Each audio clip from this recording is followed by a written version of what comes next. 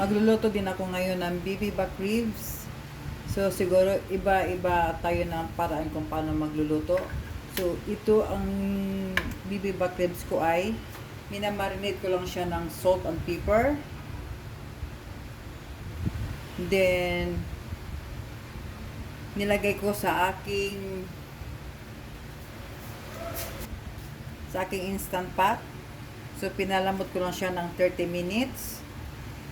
After 30 minutes, ito na siya. Medyo malambot na siya. Next, after 30 minutes, gumagamit ako ng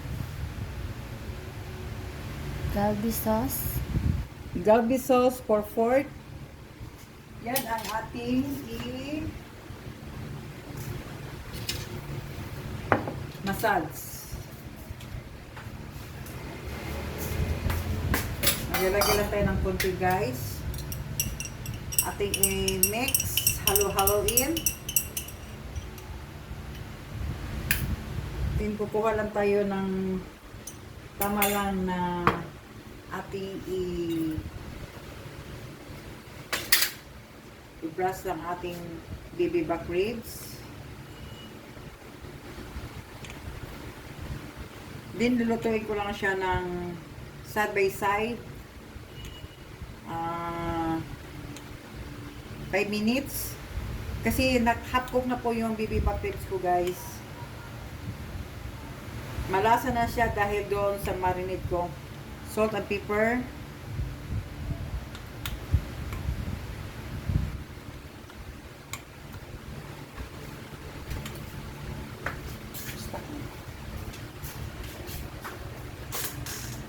Sa akin is pure Bisaya po ako.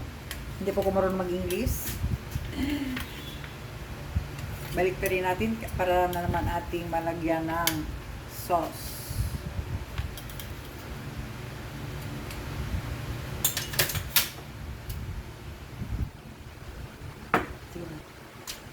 Yan, budburan din natin siya ng Galbi sauce. Masarap to siya, guys. Malinamnam. Mabango, malambot yung bibimbap ribs, guys. Masyado malapit yan.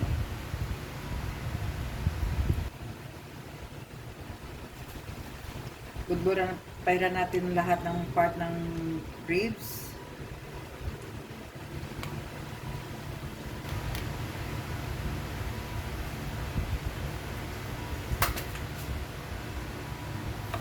Then, ilagay ko siya dito ng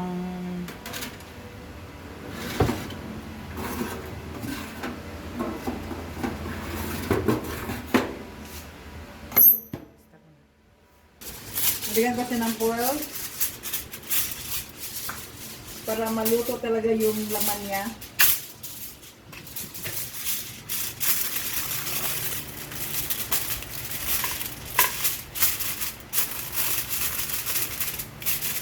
At ilagay natin sa oven.